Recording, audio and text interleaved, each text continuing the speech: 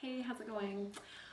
Good morning and welcome to our Visshuda chakra balance, activation, and a little bit of info session about why we've chosen or why I've chosen the Visshuda chakra as our primary focus for today. So I'm going to dive into the why a little bit first because that'll help us open and understand what's going on. Okay, so when you said yes to yourself to this program, you probably are going to be shaking things up a little bit for yourself. You're going to be pushing into new boundaries, and that's going to look different for you, and it's also going to look really different for the people around you. So ourselves and the people we surround ourselves with are used to seeing us in a certain way. We eat certain foods, we behave in accordance to certain ways, we may or may not include certain activities in our daily life. And when we start to change those things, people may or may not like it very much. Or even if you're not met with a lot of resistance, people may just feel kind of different about it or not know what to expect from you. So today we're focusing on our throat chakra so that we can clearly and with love communicate our needs and our desires and the new boundaries that we'd like to set for ourselves surrounding this health and wellness path that you have embarked upon. So when your Visshuda chakra is out of balance, so Visshuda is also your throat chakra. Visshuda also translates from Sanskrit to English as the purifier. It's seen as the gateway between our lower chakras and the upper chakras. So kind of where the physical manifestation and the ethers kind of come together and connect. So it all comes together right here in this little spot. And this is where the purification happens and this kind of like meld of the two. So when our Visshuda chakra is imbalanced, you could potentially experience things like muscular tension in your neck and shoulders, or neck problems. I want to just very clearly caveat that I am not a medical professional. My thoughts, views, opinions, and advice do not replace that of your doctor or other healthcare professionals that you work with. This is simply things that I am sharing with you that I have read and collected as information over the years, into my own kind of pool of resources that I draw from. So I'm just want to be very clear about that because I have also read and studied quite a bit that oftentimes thyroid issues can be linked to your throat chakra as well. So I don't know which came first, the chicken or the egg. You know, did you have a thyroid problem and that maybe puts strain on your throat chakra? Or when your throat chakra is out of balance, does that activate a thyroid problem? I'm not sure. If that is true for you, if you have thyroid issues, maybe take a moment to reflect or do some journaling and see what that could possibly, where that connection could be for you and what that might mean for you. Other signs of imbalance could be shyness or introversion, not being able to speak up for ourselves. That would be more on the if your throat chakra is closed or blocked. If our throat chakra is overactive, then we may experience things like meanness, like saying really harsh, like speaking really harshly.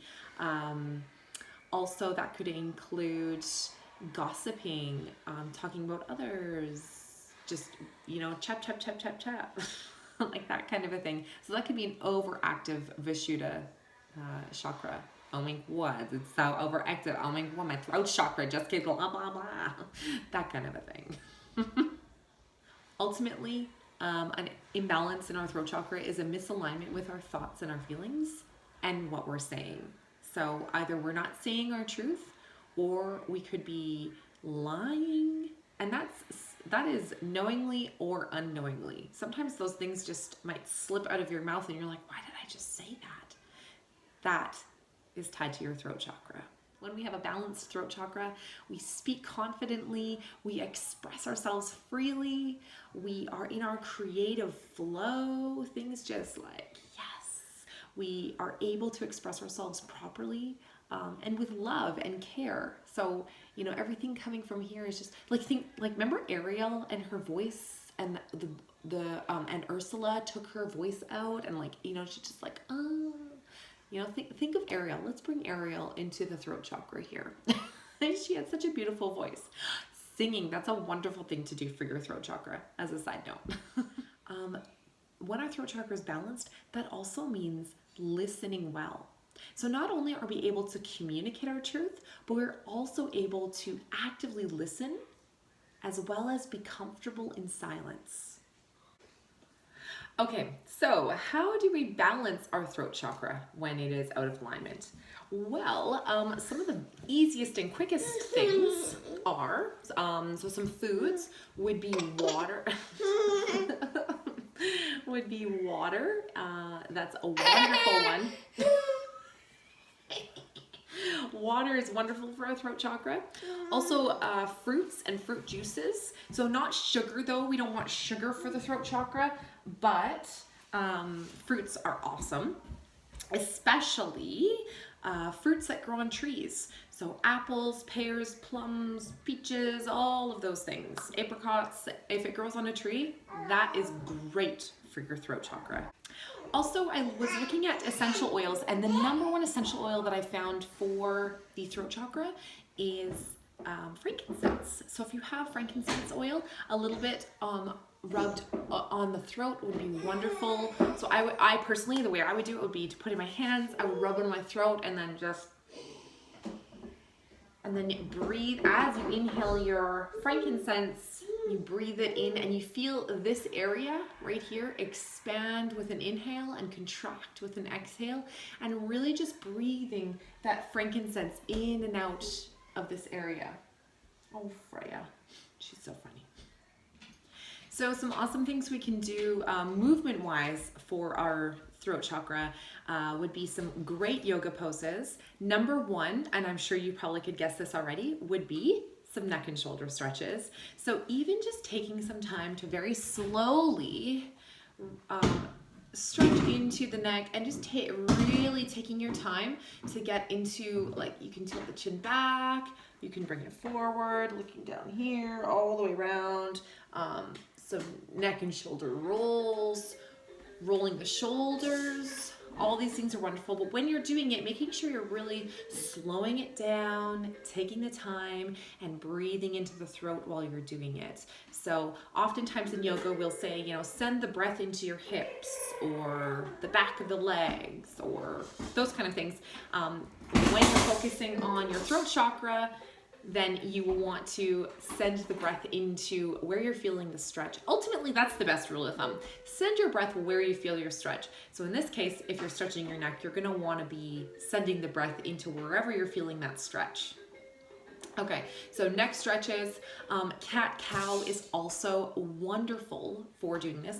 As you do your cat-cow, when you are arching and bringing forward, you're really opening up through the chest, through the throat, bringing nice openness and space into the front side. And as you're exhaling and curving forward, you're really tucking the chin and really constricting this area and opening through the back side of the neck. So you're getting both sides. Also, any chest openers are really great. So anything that you're doing that will open through the chest, because that's going to also open up through here. So also with any of your yoga poses, you're going to want to really be exhaling audibly. So if you're inhaling through the mouth, inhaling through the nose, then exhale through the mouth with sound. You don't have to constrict the throat, although you could, and that would be your Ujjayi breath. And Freya, must we have the dog leash up here? Okay, you're going down then. If you got the dog leash, it's just too much going on. And so exhaling with sound and focusing on affirmations that we will be including in our meditation that I'm going to be doing with you. So you could take any of those affirmations and apply them anytime you feel like your throat chakra needs a little bit of love. So just a few yoga postures to name off the bat that would immediately benefit the throat chakra, although you could really add throat chakra into any of your yoga poses. So cat-cow, we already mentioned. Baby cobra, because that one is really about opening through here and and just like getting a real lift in the chest and throat and neck. Oh, bye. Fish pose or supported fish pose, if you're familiar and that's in your practice, that's wonderful because we are really opening the throat. Hang on here, bye. Shoulder stands, if those are in your practice. They're not in mine. Maybe one day, but at this point not. Those are great, as well as camel pose, because you are opening so much through the front side and really tilting the head back. Again, these, if they're included in your practice already, they're wonderful to do. If they're not, and you want to include them, really take your time and find a good tutorial on YouTube on how to properly get in and out of some of those postures. Another couple are rabbit pose. So similar, it's kind of like child's pose, but you're rounding forward. You're actually coming up onto the top of the head. And also plow pose, which is one of my favorites. I love that pose. It's Freya. She's exercising her throat chakra right now. Okay, so I have been sitting here trying to record a guided meditation for you, and Freya is a busybody. Odin has been coming and asking for help with some things, and I just don't feel that that is a very relaxing experience to give to others. This is why I don't really get to meditate very often. So what I'm going to do is I'm going to link a guided meditation for you to follow into the comments of this post. So I have provided you with some wonderful information on how to balance your chakra. I'm going to give you some affirmations, and I will lead you through a tapping session with some affirmations. But for the meditation part, I'm just going to refer you down to a meditation that someone else who doesn't have kids running around can do for you. The tapping is okay. I don't mind if the kids are here for that, because that doesn't require extreme silence and mind focus. Freya's in the kitty litter. I will be right back. This is what my kid goes to daycare. Okay, so I'm going to lead you guys through a short tapping session here. Feel free to repeat as you need, whenever you need it. This is very simple. If you're not a fan of tapping, you can simply just repeat the affirmations with me. You don't have to do the tapping, but if you're open to it, I do recommend you give it a shot. Tapping has a lot of science behind it to prove the effectiveness of it. It is fascinating, and the points that we tap on are tied to the energy meridian lines that flow through our body, which, if you know about Chinese medicine, traditional Chinese medicine, TCM, then you'll know a little bit about that as well, and that is, it follows those energy meridian lines is basically what I'm getting at. So all right, if you want to join me for just a short little tapping session, then let's get to it. Again, you're welcome to just repeat the affirmations, and that is okay too, whatever you're comfortable with. So we're going to begin on the karate chop point right here. Then you can just, I'll let you know when, but we're going to move through the other points. So that's the eyebrow point, which is right, I'm just looking at myself here for a second. It's like right about here. You'll feel it. It's not in between the eyes. It's right at the corner of the eyebrow. Then the second one is at the end of the eyebrow here. Then the next one is under the eye. And then right under the nose, under the lip, the collarbone. And you don't have to do both. You can just do one side if you want to. Under the collarbone, and then kind of in the middle of the bra strap over here on this side. And then the top of the head. All right, so here we go. All right. Even though sometimes I feel like I can't express myself clearly, I choose to love and honor myself. Even though sometimes I feel misunderstood, I choose to love and honor myself fully and completely.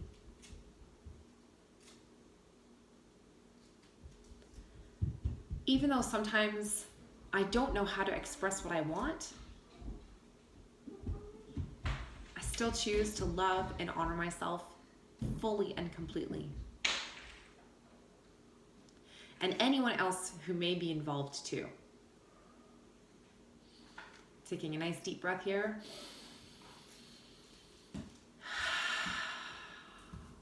Starting with the eyebrow. I express myself with clarity and love.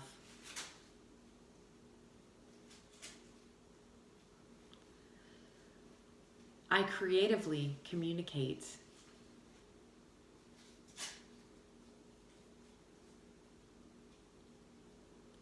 I am open-minded to others' thoughts and opinions.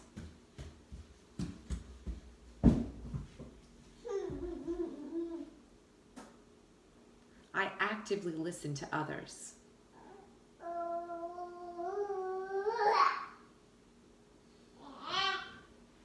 I am comfortable in silence.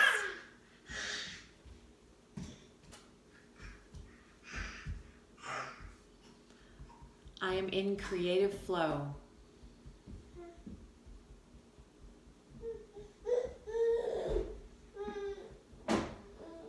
I love speaking freely.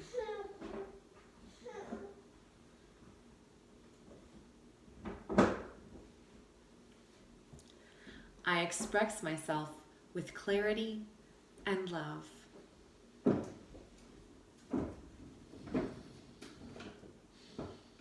I creatively communicate.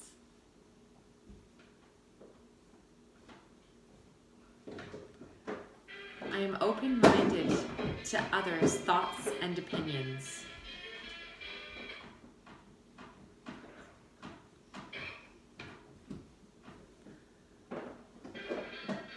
I communicate well with others.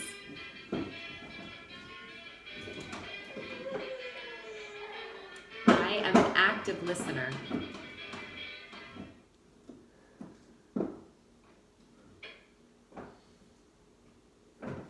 I am comfortable in silence.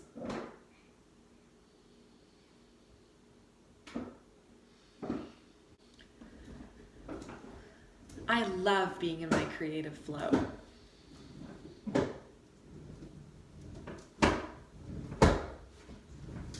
Even though in the past I felt challenged with communication, I'm clearing that out now.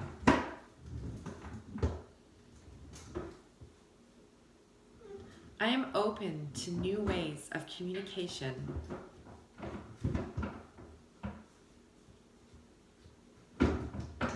I'm comfortable setting boundaries.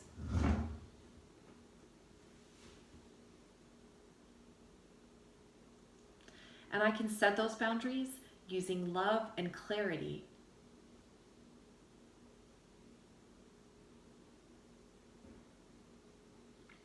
I am confident that others will understand what I'm trying to communicate.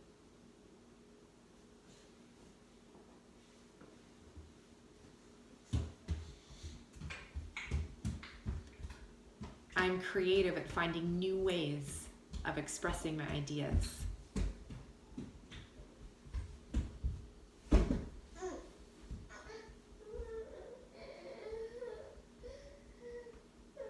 I find my words with ease.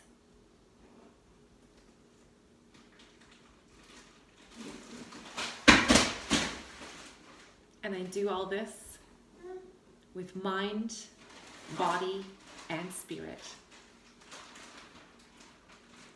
Taking a deep breath in.